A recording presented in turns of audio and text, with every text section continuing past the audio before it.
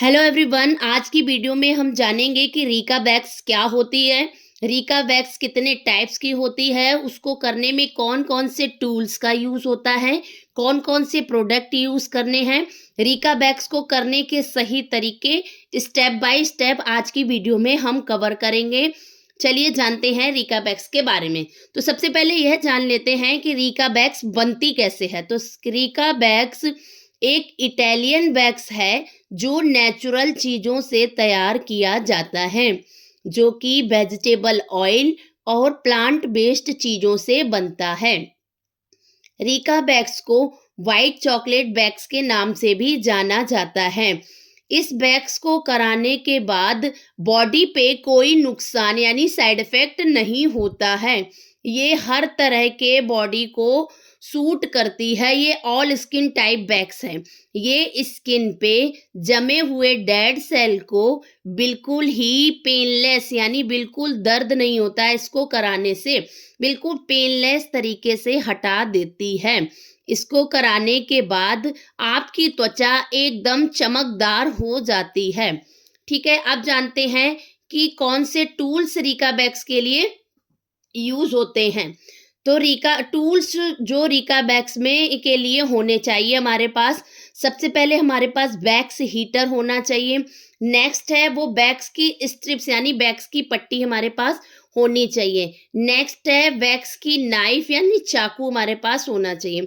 Next है Rica wax का box हमारे पास होना चाहिए।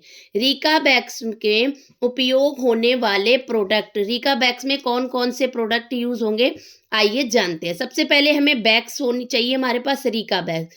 फिर उसके बाद हमारे पास होनी चाहिए प्री वैक्स जेल जो हम वैक्स से पहले लगाते हैं।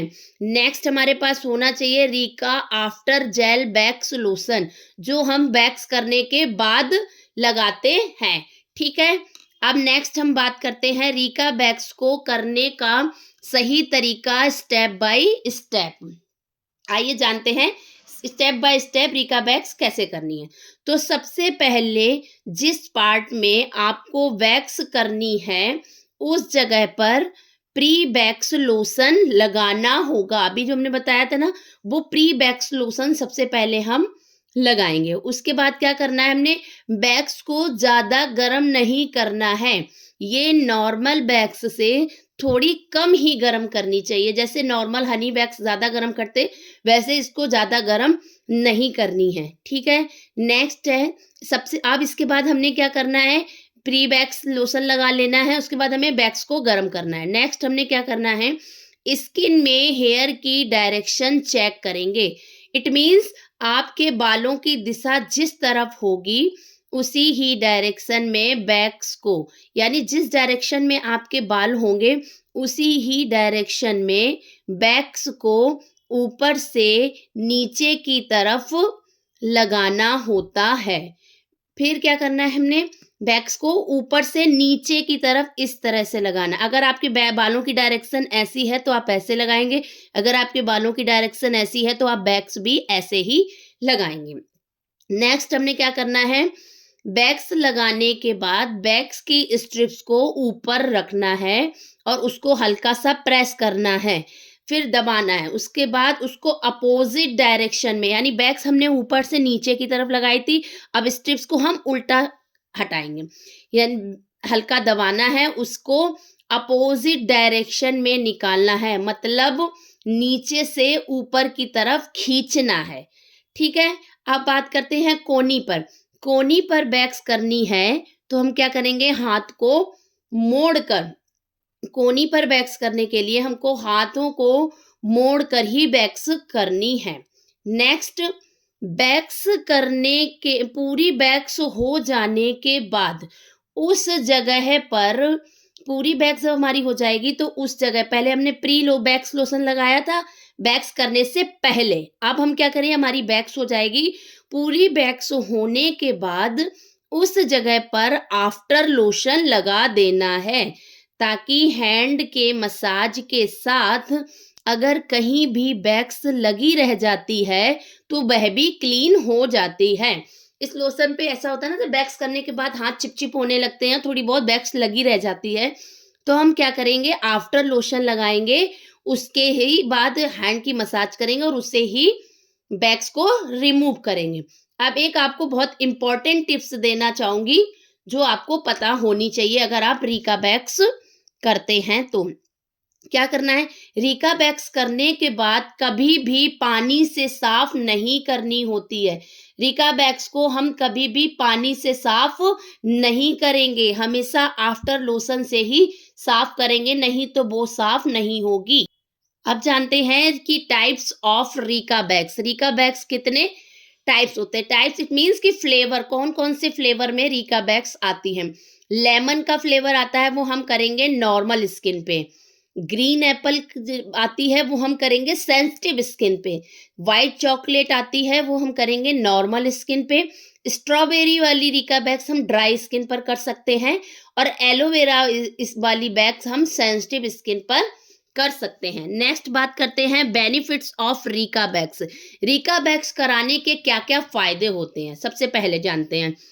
नॉर्मल बैग्स के अकॉर्डिंग इस बैग्स को कराने में दर्द कम होता है। जब हम नॉर्मल बैग्स कराते हैं तो उसमें बहुत पेन होता है, बट रिका बैग्स में ऐसा नहीं होता है, ये पेनलेस प्रोसेस है। इसके बाद इसको कराने के बाद स्किन ड्राई नहीं होती है। जो नॉर्मल बैग्स कराने के बाद हमारी स्किन क्या होती है, वो ड्राई हो जाती है, फटी फटी लगने लगती है, ऐसा लग रहा है वहां से स्किन निकल रही है। वो रिका बैग्स में ऐसी प्रॉब्लम नहीं आती है। इस बैग्स को कराने से टैनिंग पूरी तरह हट जाती है। अगर आपके स्किन पे डेड सेल्स हो रहे हैं, बहुत ज़्यादा हाथ पैर काले हो रहे हैं, धूप में निकलने से टैनिंग हो रही है, तो आप रिका बैग्स जब कराएंगे तो वो टैनिंग पूरी तरह से आपकी बॉडी में से निकल जाएगी। ऑल स्किन टाइप्स को सूट करती है। इसको करने से पहले सोचना नहीं है, ये हर स्किन पर चली जाती है, नॉर्मल, ड्राई, सेंसिटिव, सबको ये बैग्स हम कर सकते हैं। इसको कराने के बाद स्किन काली नहीं पड़ती है। कई बार नॉर्मल बैग्स कराने के बाद क्लाइंट्स की शिकायत आती है कि जब से हमने बैग्स कराए हैं मेरी स्किन बहुत काली लग रही है या धीरे धीरे काली होती जा रही है। उस कंडीशन में आप उनको रिका बैग्स सजेस्ट करें, क्योंकि रिका बैग्स कराने के बाद आपकी स्किन काली नहीं होती है, इवन धीरे धीरे आपका कलर है वो थोड़ा फेयर भी होने लगता है और ग्रोथ भी बहुत कम आती है इस बैग्स को कराने के बाद नॉर्मल बैग्स की अपेक्षा। मतलब जो हमारी ग्रोथ होती है हेयर की वो थोड़ी स्लो हो जाती है। ठीक है, अब रिका बैग्स करने से पहले कुछ सावधानियां हमें जान लेनी चाहिए। क्या क्या सावधानियां हमको रखनी है।